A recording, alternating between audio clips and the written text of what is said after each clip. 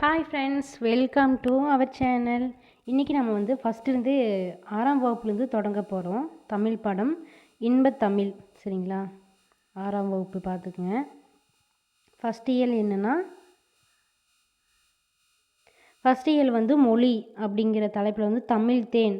அதில் வந்து எப்போ எந்த ஒரு இயல் எடுத்தாலும் ஃபஸ்ட்டு செய்யுள் பகுதி இருக்கும், அப்புறம் வந்து உரைநடை பகுதி, அப்புறம் துணைப்பாடம். அப்படி தான் வந்து பழைய புக்கில் அப்படி தான் இருக்கும்.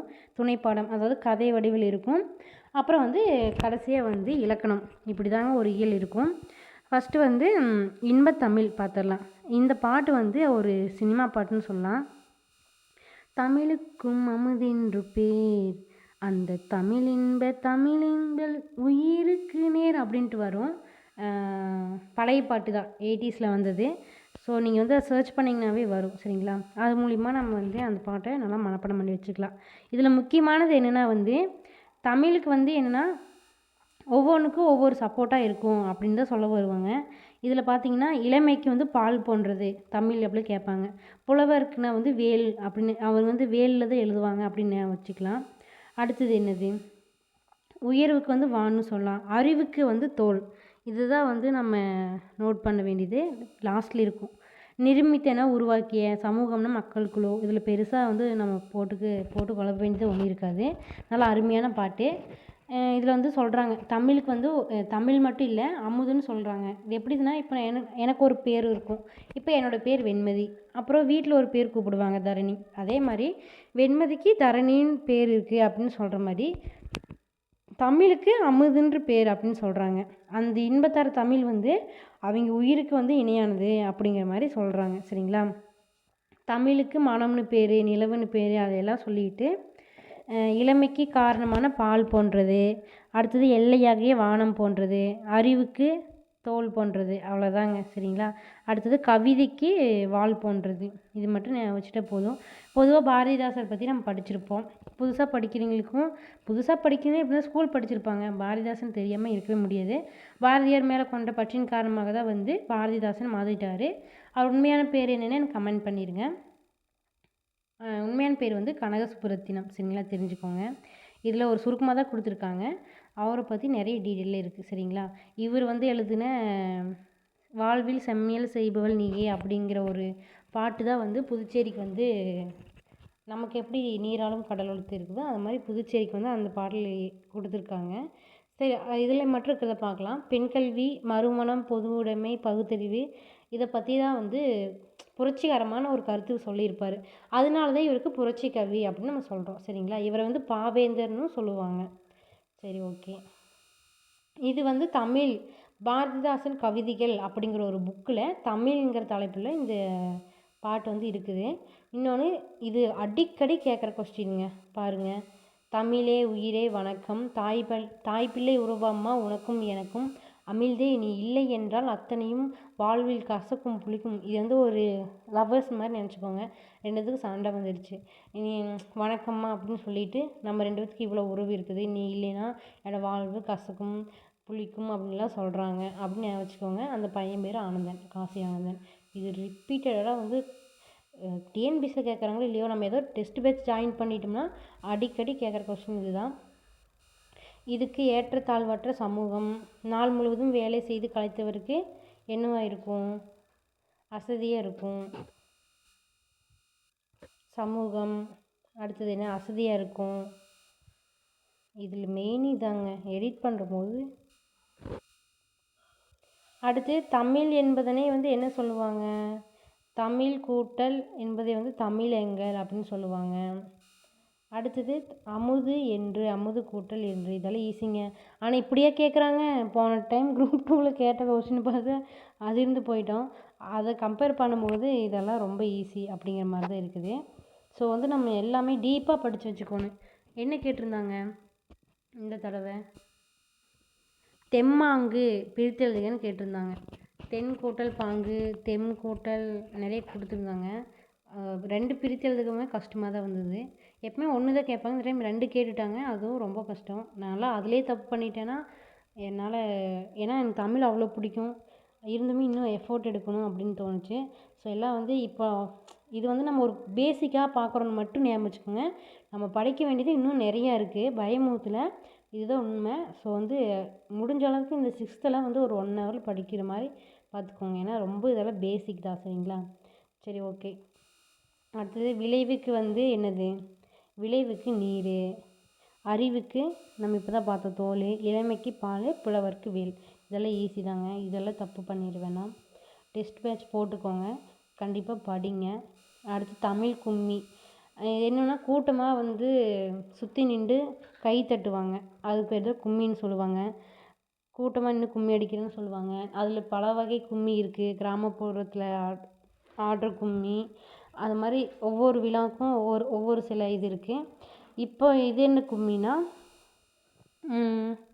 தமிழ் கும்மின்னு சொல்கிறாங்க. அந்த தலைப்பில் எழுதுனது வந்து பெருஞ்சித்திரனார், பாவலரேறு பெருஞ்சித்திரனார். சரிங்களா? அவர் என்ன சொல்கிறாரு? கொட்டுங்கடி கும்மி கொட்டுங்கடி இளங்கோதையரே கும்மி கொட்டுங்கடி அப்படின்னு சொல்லிட்டு, இந்த நிலம் வந்து 8 திசைக்கும் வந்து நிலத்தில் 8 திசையிலுமே வந்து தமிழோட புகழ் வந்து எல்லா பக்கமும் பரவுற மாதிரி கும்மி கொட்டுங்க. இந்த தமிழ் வந்து பல ஊழினா நீண்ட ஒரு காலம், அப்போ இவ்வளோ கடந்து வந்து இருக்குது, பல நூலை கொண்டு இருக்குது. ஆழிப்பெருக்கத்துக்கும் அதாவது கடல் கோளால் காலத்திற்கு முற்றும் அழியாமல் இருக்குது. அதனால் பொய்யாகட்டும் உள்ள பூட்ட இருக்கும்னா அறியாமல் அதெல்லாம் அகற்றிட்டு அன்பு பூண்டவரின் இன்ப பாட்டிருக்கும் அப்படின்னு சொல்கிறாங்க. சரிங்களா? தமிழ் பற்றி சிறப்பாக சொல்லியிருக்காங்க.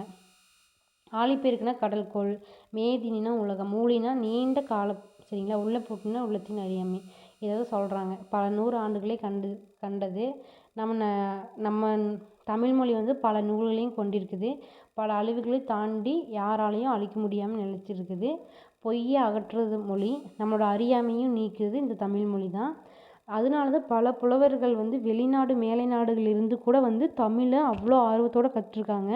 காரணம் நம்மளது நிறைய நம்ம இலக்கியங்கள் வந்து எப்படின்னா அகம்புறம் 2ஆக பிரிச்சிருப்பாங்க. நிறையா அகமையாக இருந்தாலும் அது நிறையா வந்து நம்ம செய்திகள் தெரிஞ்சுக்கலாம். அறிவார்ந்த நூல்கள், நிறைய நீதி நூல்கள், ஒரு மனிதன் எப்படி இருக்கணும் அப்படிங்கிறதுக்காக நம்மளும் இப்போ வந்து படிக்கிறது மட்டும் இல்லாமல் அது வந்து உணர்வுபூர்வமாக படித்தோம்னா கண்டிப்பாக தமிழ்மொழி நமக்கு எல்லா வகையிலுமே கை கொடுக்குங்க. வாழ்க்கையாகவும் நமக்கு பல விதத்தில் பயன்படும். ஏன்னா நம்மளோட தாய்மொழி. ஸோ நம்ம தான் வந்து உணர்ச்சி பூர்வமாக படிக்கணும். இல்லைனாலும் ஒரு சிலருக்கு கஷ்டமாக இருக்கும். அது அவங்களுடைய மைண்ட் செட் பொறுத்து. சரி, ஓகேங்க. பெருஞ்சித்திரனாரோட இயற்பெயர் வந்து மாணிக்கம். இவருக்கு பாவலரேறு அப்படிங்கிற ஒரு சிறப்பு பேர் இருக்குது. கனிச்சாறு, கொய்யாக்கனி, பாவிய கொத்து. இதை நான் எப்படி ஞாபகம் வச்சுக்கிறேன்னா, ஒரு கொத்து கனியை எடுத்து சாறு பண்ணுறாங்க. சரிங்களா? இதில் கம்மியாக தான் கொடுத்துருக்காங்க. 10th புக்கில் நிறைய இருக்குது. அந்த வச்சு தான் நான் ஷார்ட்கட் வச்சுருப்பேன். ஒரு கொத்து சாறு கனி, ஒரு கொத்து கனியில் சாறு எடுக்கிறாங்க. அதுலேயே வந்துடும். சரிங்களா? பாவிய கொத்து, கொய்யாக்கனி, கனிச்சாறு, நூறாசிரியம், பள்ளிப்பறவைகள், இன்னும் நிறைய இருக்குது. நம்ம 10th போய் பார்த்துக்கலாம். இவர் நடத்திய இயல்கள் 3: தென்மொழி, தமிழ் சீட்டு, தமிழ்நிலம். இது நிறைய பேர் தமிழ் நிலத்தை வந்து தமிழ்மொழி, தென்மொழியை வந்து தமிழ்மொழிங்கிறாங்க, தமிழ் சிட்டை வந்து தென் சிட்டுன்னு நிறைய மாற்றிடுறாங்க. ஸோ நல்லா ஞாபகம் வச்சுக்கோங்க, தென்மொழி மட்டும்தான். தேன்மொழின்னு ஞாபகம் வச்சுக்கலாம், தென்மொழி.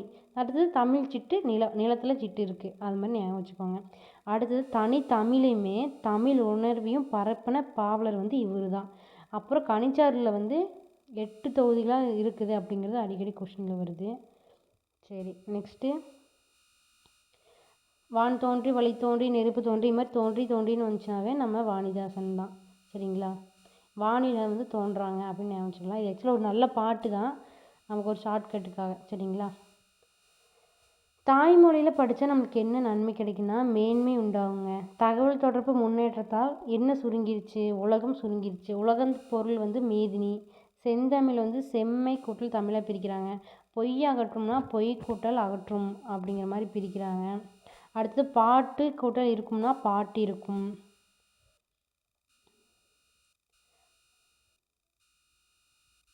அடுத்தது 8 திசை அப்படின்னா 8 கூட்டல் திசை, அதாவது இத்து வருங்க. சரிங்களா?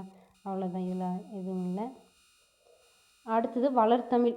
நம்மளுக்கு வந்து மூத்த தமிழ் வந்து மூத்ததுன்னு தெரியும். இளமையானது, எளிமையானது, இனிமையானது, வளமையானது, எல்லாமே காலத்துக்கு ஏற்ப நம்மளுக்கு தனிப்படுத்திக்கணும். தமிழ் மொழிக்கு அத்தனை சிறப்பு இருக்குது. அதனால தான் செம்மொழியாக இது பண்ணியிருக்காங்க. இதில் என்ன பார்க்க போகிறோன்னா ஒரு மெயினான பாயிண்ட்டை மட்டும் பார்த்துக்கலாம். ஏன்னா உரைநடை. இப்போ மனுஷ வளர்ச்சியோட சிறப்புகள் ஒன்று மொழி தான். மனுஷங்களை வந்து பிற உயிரினங்கள் வந்து என்ன டிஃப்ரெண்ட் பண்ணி காமிக்குதுன்னா நம்மளோட மொழி தான். இல்லைன்னா நம்மளுக்கு விலங்குக்கு என்ன வித்தியாசம்? நிறைய இருக்குது. மொழியும் ஒன்று. அதை வந்து நம்ம என்ன சிந்திக்கிறோமோ அதை எப்படி நம்ம வெளிப்படுத்துகிற ஒருத்தர்கிட்ட நம்ம ஒன்று நினைக்கிறோம். நம்ம நினச்சதை வந்து சொல்கிறதுக்காக எது யூஸ் ஆகுது? மொழி தான் யூஸ் ஆகுது. நம்ம வாய் மூலிமா சொல்கிறோம். ஓகே. உலகத்தில் வந்து 6000த்துக்கும் மேற்பட்ட மொழிகள் இருக்குதுன்னு சொல்கிறாங்க. சில மொழிகளுக்கு மட்டும்தான் பேச்சு வடிவம் இருக்குது. ஒரு சில இதுக்கு எழுத்து வடிவம் இருக்குது. ஆனால் சாரிங்க, இவற்றுள் ஒரு சில மொழிகள் மட்டும்தான் ரெண்டுமே இருக்குது. பேச்சுமே எழுத்து ரெண்டுமே இருக்குது. சரிங்களா? அடுத்தது இதில் வந்து இலக்கண வளமும் இலக்கியமும் பெற்று திகழும் மொழிகள் வந்து கொஞ்சம் தான் இருக்குது. அதை தான் வந்து செம்மொழி, செம்மை மிக்க மொழி அப்படின்னு சொல்கிறோம். சரிங்களா? இதே வந்து நம்ம பாரதியார் நம்ம தமிழ் மொழி என்ன சொல்லிக்கிறாங்கன்னா, நான் கண்ட மொழியிலேயே எனக்கு தெரிஞ்ச மொழிகளே தமிழ் மொழி போல் இனிதாவது எங்கேயாவது இருக்குதா அப்படின்னு வியந்து பாடுறாரு. என்று பிறந்தவள் என்று உணர முடியாத எந்த காலத்தில் தோன்றும் மொழி அப்படின்னு நமக்கு தெரிய முடியாத அளவுக்கு இருக்குது அப்படின்னு பாரதியார் சொல்லியிருக்காரு. இப்போது என்னென்னா, இப்போ ரோடு ரூல்ஸ் இருக்குது. அப்போ அந்த இது எப்படி வந்திருக்கும்? சாலைகள் அமைஞ்சதுக்கு அப்புறம் தான் சாலைகளுக்குன்னு ஒரு விதி அமைச்சிருப்பாங்க. அதே மாதிரி இலக்கியம் எப்படி தோன்றிருக்கும்? அதுக்கான இலக்கியம் தோன்றினதுக்கு அப்புறம் தான் இலக்கியம் தோன்றியிருக்கும். அப்போது நமக்கு கிடைச்ச மிக பழமையான நூல் கிடைத்தல் மிக பழமையான இலக்கண நூல் ஆகும். அப்படின்னா அதுக்கு முன்னதாகவே வந்து நம்மளுக்கு தமிழ் மொழி வந்து இருந்திருக்கு அப்படின்னு சொல்கிறாங்க. இதுலேருந்து என்ன சொல்கிறாங்கன்னா, அப்போ இது வந்து பழமையான மொழி, தொன்மையான மொழின்னு சொல்கிறாங்க. எளிய மொழின்னா பேசுறதுக்கும் படிக்கிறதுக்கும் ரொம்ப ஹெல்ப்ஃபுல்லாக இருக்கும். கற்றுக்கிறவங்க சீக்கிரமாக கூட கற்றுக்குறாங்க தமிழை. அது ஒரு காரணம். அமுதுன்னு கூட்டு அப்படின்னு படித்தாவே அமுதுன்னு படிச்சிடலாம். நம்ம எழுத்து எப்படி படிக்கிறோமோ இங்கிலீஷில் நினச்சி பாருங்கள். ELEPHANT எலிஃபென்ட்னு படிக்கிறோம். அதுவே வந்து இங்கிலீஷ்னு படிக்கிறோம். ENGல ஆரம்பித்தா ஒவ்வொரு ப்ரொனன்சியேஷன் மாறுதான். ஆனால் தமிழுக்கு அப்படி இல்லை. அதுதான் சொல்கிறாங்க. பெரும்பாலும் தமிழில் வந்து வலஞ்சொலி எழுத்துக்கள் தான் இருக்குது. வலஞ்சொலி இடஞ்சொலினா ஒன்றும் இல்லை. இப்படி ஸ்டார்ட் ஆகும், இப்படி போச்சுன்னா அது வலஞ்சொலி. அதுவே இப்படி வந்துச்சுன்னா இது இடஞ்சொலி. அவ்வளோதாங்க. சரிங்களா? நீங்கள் எழுதி பார்த்தீங்கன்னாவே கண்டுக்கலாம் இது வலஞ்சொலியா இடஞ்சொலியான்னு. அவ்வளோதான், வேறு ஒன்றும் இல்லை. அடுத்தது தமிழ் அப்படிங்கிற சொல் வந்து முதல்ல தொல்காப்பியத்தில் தான் இருக்குது. தமிழன் கிளவியும் அதனால் ஒன்றோ. தமிழ்நாடு அப்படிங்கிற சொல் சிலப்பதிகாரத்தில் தான் இருக்குது. இமிழ்கடல் வேலியை தமிழ்நாடு ஆக்கிய அப்படின்னு இருக்குது. தமிழன் அப்படிங்கிறது அப்பர் தேவாரத்தில் இருக்குது. சரிங்களா? இதுக்கு ஷார்ட்கட்டுனா தமிழ்நாடு அப்படின்னாவே சிலப்பதிகாரம் தாங்க. வான்புகழ் கொண்ட தமிழ்நாடு அப்படின்னு சொல்லியிருப்பாங்க. சிலப்பதிகாரம் ஞாபகம் வச்சுக்கோங்க. தமிழன் அப்பர் தேவாரம். தமிழர்னால் நம்ம தமிழன் ஆண்பால் வருதுங்களா, அவர் அப்பா ஞாபகம் வச்சுக்கலாம். இந்த மாதிரி ஞாபகம் வச்சுக்கோங்க. சீர்மை மொழி அப்படின்னா அதோட மொழியோட சீர்மை குறிக்குது. இப்போது உயர்திணை அக்ரிணை ரெண்டாக பிரிக்கிறாங்க. உயர்திணையோட எதிர்ச்சொல் வந்து தாழ்திணை இருக்கணும். ஆனால் அது கொஞ்சம் நமக்கு கொச்சையாக இருக்குது. அதனால வந்து உயர்வு அல்லாத திணை அப்படின்னா அல்கூட்டல் திணைன்னு பிரிக்கிறாங்க. இப்போ பாவக்காய்னா நெக்ஸ்ட்டு வந்து வளமை மொழின்னு சொல்கிறாங்க. நம்மளுடைய வளமை மிக்க மொழின்னு தெரியும். அது வந்து என்னென்ன சொல்லியிருக்காங்கன்னா, அதில் முக்கியமான மெயின் பாயிண்ட் வந்து இலக்கண நூல்கள், தொல்காப்பியம், நன்னூல்.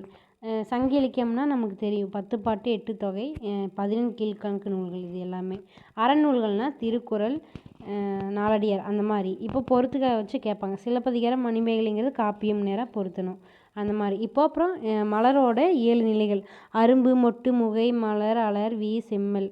அதெல்லாம் அரும்புங்கிறது ஸ்டார்டிங் ஸ்டேஜ், அந்த மொட்டுங்கிறது அந்த விரியாததுக்கு முன்னாடி. இது லைட்டு விரிஞ்சது, அந்த மகரந்தத்தால் தெரியுது பார்த்தீங்களா, அதோட நிலைகளை வந்து சொல்கிறாங்க. கடைசி செம்மல். மொத்தம் 7 நிலைகள் மனப்பாடம் பண்ணி வச்சுக்கலாம்.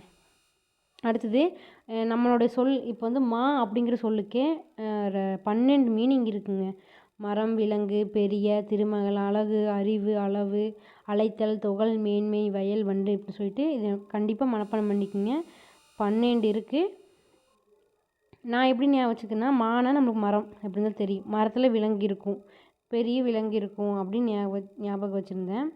அப்புறம் ஆளை மட்டும் அழகு, அறிவு இது அப்படி நான் மனப்பாடம் பண்ணிட்டேன். அழகு, அறிவு, அளவு, அழைத்தல் அப்படின்ட்டு 4 விதமாக இருக்குது. அப்புறம் மரம் பக்கத்தால் வந்து வயல் இருக்குது, அப்படி ஒரு கற்பனை. வயலில் வண்டு இருக்குது, வயல் மேன்மையாக இருக்குது. அந்த வண்டு வந்து அந்த மரத்தில் நுழைஞ்சு அந்த நுழையும் போது வெளியே அந்த தூளெல்லாம் வெளியே வருது அப்படின்னு நான் ஞாபகம் வச்சுக்கிட்டேன். வளர்மொழி அப்படின்னா தமிழுக்கு வந்து வளர்மொழிங்கிற டாபிக் பார்க்கலாம். தமிழுக்கு வந்து முத்தமிழ் அப்படிங்கிற ஒரு சிறப்பு பேரும் இருக்குது. முத்தமிழ்னா என்ன? இயல், இசை, நாடகம். அப்போது அந்த இயல்னா என்ன? இயல் தமிழ்னா என்ன?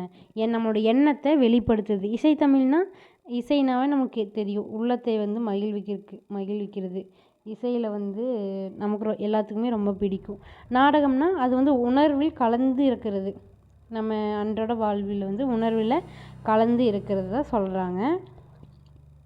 தமிழ் வந்து பல வகையான இலக்கிய வடிவங்கள், அதாவது காலத்துக்கு ஏற்ப மாறிட்டே தான் இருக்குது. செய்யுள், கவிதை, புதுக்கவிதை, துளிப்பா, அப்புறம் கட்டுரை, புதினம், சிறுகதை அப்படிங்கிற மாதிரி மாறிட்டே தான் இருக்குது. இப்போ அறிவியல் தமிழ், கணினி தமிழ்னு கூட வளர்ந்துட்டுருக்கு. இதில் பாருங்கள், ஆள், அரசு, மா, பலா, வாழை இலை. வாழை இலைன்னு சொல்லுவோம், பலா இலைன்னு சொல்லுவோம். அதே மாதிரி முருங்கை இலைன்னு சொல்ல மாட்டோம், முருங்கை கீரைன்னு தான் சொல்லுவோம். அப்புறம் கோரை இலைன்னு சொல்லுவோமா, கோரை புல், அருங்குமுள்னு சொல்லுவோம். மல்லித்தலை, நெல் தாள், இதெல்லாம் நமக்கு தெரியும். தென்னையோட இலைன்னு சொல்லுவோமா, இல்லை தென்னை புல்லுன்னு சொல்லுவோமா, தென்னை ஓலைன்னு சொல்லுவோம். இதெல்லாம் நம்ம வழக்கத்தில் இருக்கிறது தான். இருந்தாலும் ஒவ்வொரு சொல்ல பார்த்து வச்சுக்கோங்க, சரிங்களா? அவ்வளோதாங்க. புதுமை மொழினா அதான் இப்போ இந்த டெக்னாலஜிக்கு தகுந்த மாதிரி நம்ம வந்து நிறையா வந்து உருவாக்கிக்கலாம், சொற்களை வந்து உருவாக்கிக்கலாம். வாட்ஸ்அப்னா புலனம், ஃபேஸ்புக்னா முகநூல், வாய்ஸ் சர்ச் அப்படின்னா குரல் தேடல், சர்ச் இன்ஜின்னா தேடுபொறி, டச் ஸ்க்ரீன் அப்படின்னா தொடுதிரை, அப்படிலாம் நம்ம மாற்றிக்கலாம். அறிவியல் தொழில்நுட்பத்துக்கு தகுந்த மாதிரியும் கணினி மொழி தமிழ் மொழி வந்து டெக்னாலஜி, அதாவது லேப்டாப்லேயும் யூஸ் பண்ணிக்கலாம் அப்படின்னு சொல்கிறாங்க. இதில் வேறு ஒன்றும் இல்லை. தமிழ் எண்கள் தெரியும் நம்மளுக்கு என்னென்னு. அது என்ன சொல்கிறாங்கன்னா, கடைசியாக தமிழ் மொழியோட வளமைக்கும் வளர்ச்சிக்கும் பங்கேற்ற வேண்டியது நம்மளோட கடமை அல்லவான்னு சொல்லியிருக்காங்க. ஆமாம், நம்மளோட கடமை தான். அடுத்தது 2000 வருஷமாக வழக்கில் இருக்கிற தமிழ் சொல். இப்போ ஒரு சில சொல்லலை, இப்போ இந்த புலனம், வாட்ஸ்அப், அந்த நம்ம இப்போ தான் மொழிபெயர்த்திருக்கோம். அதேமாரி இந்த வேளாண்மை, உழவர், பாம்பு அப்படிங்கிற ஒரு சில சொற்களெல்லாம் வந்து அப்போ இருந்தே இருக்குது. எங்கிருந்து கேட்டிருக்காங்க அப்படிங்கிறதையும் பார்க்கலாம். இப்போ வேளாண்மை அப்படின்னா கலித்தொகை. இதுக்கு என்ன ஷார்ட்கட்னா, வேளாண்மை பண்ணுறவங்க பெருசாக வேளாண்மை பண்ணுறவங்க அதிகமாக களி தான் சாப்பிடுவாங்க, சரிங்களா? அப்படி ஞாபகம் வச்சுக்கலாம். அடுத்தது உழவர் வந்து நற்றிணை. அவங்க வந்து உழுதாதான் வந்து அவங்களுக்கு நல்ல பேர் வரும். உழவர்களுக்கு உழுகலின்னா அவங்களுக்கு வேறு தொழிலே இல்லை. ஸோ அவங்களுக்கு வந்து உழுதா மட்டும்தான் நற்றிணை, நல்ல பேர் கிடைக்கும். பாம்பு, முதலை, மீன், இந்த மாதிரி 3 இருக்குது பார்த்தீங்களா? பாம்பு, முதலை,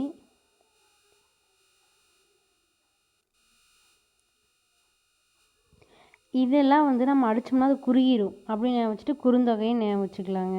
பாருங்கள், பாம்பு, முதலை, அடுத்து அவங்ககிட்ட என்ன சொன்ன, மீன் இங்கே இருக்குது பாருங்கள். அடுத்தது கோடைனாவே நம்மளுக்கு உள்ளெல்லாம் வேத்துரும். உள்ளன்னா அகநானூறுன்னு ஞாபகம் வச்சுக்கோங்க. அடுத்தது வந்து நான் என்ன ஞாபகம் வச்சுக்கோங்க, 2 லவர்ஸ் எடுத்துக்கோங்க, சரிங்களா? எக்ஸாம்பிளுக்கு சொல்லிகிட்ருக்கிறேன். இப்போ இதில் பாம்பு, முதலை, கோடை எல்லாம் பார்த்துட்டோமா? 7வதுலேருந்து பார்க்கலாம். இதுக்கு ஒரு ஷார்ட்கட்டு, ஒரு கதை சொல்கிறேன். 2 லவர்ஸ் இருக்காங்க. அவங்க வந்து நல்லா அன்பாகவும்,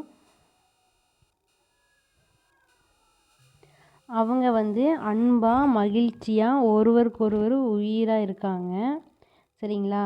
இப்போது பையனை வந்து தொல்காப்பியம், பொண்ணை வந்து திருக்குறள்னு வச்சுக்கலாம். சும்மா ஒரு ஷார்ட்கட்டுக்காக தான். 2 பேருமே அன்பு, உயிர், மகிழ்ச்சி, இந்த 2லையுமே திருக்குறள், தொல்காப்பியம் 2 இருக்குதா? சரி. அப்புறம் உலகம் அப்படிங்கிறதுக்கு வந்து தொல்காப்பியம், திருமுருகாற்றுப்படை.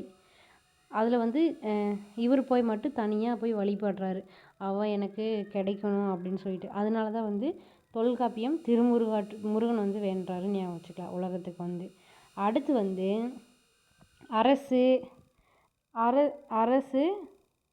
அடுத்து வந்து அதுதான் செய்யுங்கிறது உங்களுக்கு சொல்ல மறந்துட்டேன். இப்போ பாம்பு, மீன், முதலையெல்லாம் என்ன பண்ணுறோம், அதை செஞ்சுருங்கடா அப்படிங்கன்னா அடிக்க போகிறோம். அதே மாதிரி செய்யினா குறுந்தொகை, சரிங்களா? இப்போ வந்து என்னென்னா அரசு அரசு வந்து விட்டுருங்க.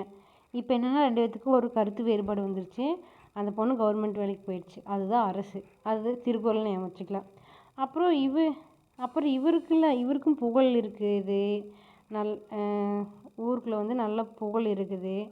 அடுத்தது சரி ஓகே, சரி நீ போயிரு, செல் என்னை விட்டு போயிரு, ஒளிஞ்சிரு அப்படிங்கிறாங்க. அதுதான் செல், தொல்காப்பியம், ஒளிஞ்சிரு அப்படின்னு சொல்கிறாங்க.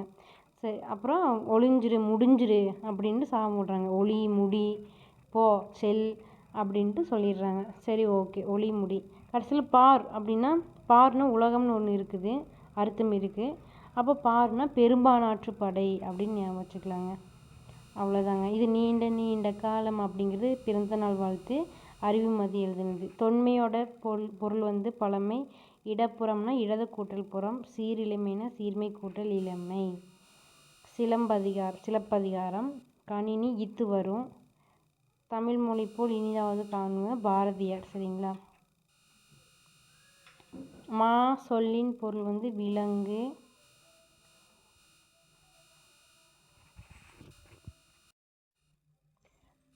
நெக்ஸ்ட் வந்து கனவு பழித்தது. அதுக்கு வந்து என்னென்னா, இதில் வந்து இது வந்து ஒரு பொண்ணு வந்து எங்கள் அத்தைக்கு வந்து கடிதம் எழுதுகிற மாதிரி வருது. அதெல்லாம் வந்து நமக்கு வேணாம். நம்ம ஸ்ட்ரைட்டாக வந்து இதில் என்னென்ன சொல்லியிருக்காங்க, இதில் சில நூல்கள் பற்றியெல்லாம் கொடுத்துருப்பாங்க. இப்போ வந்து நிலம், நீர், காற்று இதெல்லாம் பிரிக்கிறது வந்து எந்த நூலில் சொல்லியிருக்காங்கன்னா தொல்காப்பியம். சரிங்களா.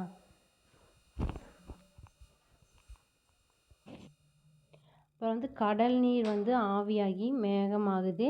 அதுக்கப்புறம் இந்த மேகம் வந்து குளிர்ந்து மழையாக வருது அப்படிங்கிறது வந்து முல்லைப்பாட்டு பரிபாடல், திருக்குறள், 40 திருப்பாவை. இதுக்கு ஷார்ட்கட் வந்துன்னா, முல்லைப்பாட்டை பாடுறதுக்கு குறள் 40 வேணும் அப்படின்னு பாவை சொல்கிறா. சரிங்களா. முல்லைப்பாட்டு பாடுறதுக்கு குறள் 40 வேணும். அந்த ஒரு முல்லைப்பாட்டுன்னு ஒரு பாட்டு இருக்குது. அந்த பாட்டை பாடுறதுக்கு குறள் 40 வேணும். குறளுங்கிற திருக்குறள் 40 40. ஒரு பாவை சொல்கிறா அப்படின்னா திருப்பாவை. சரிங்களா.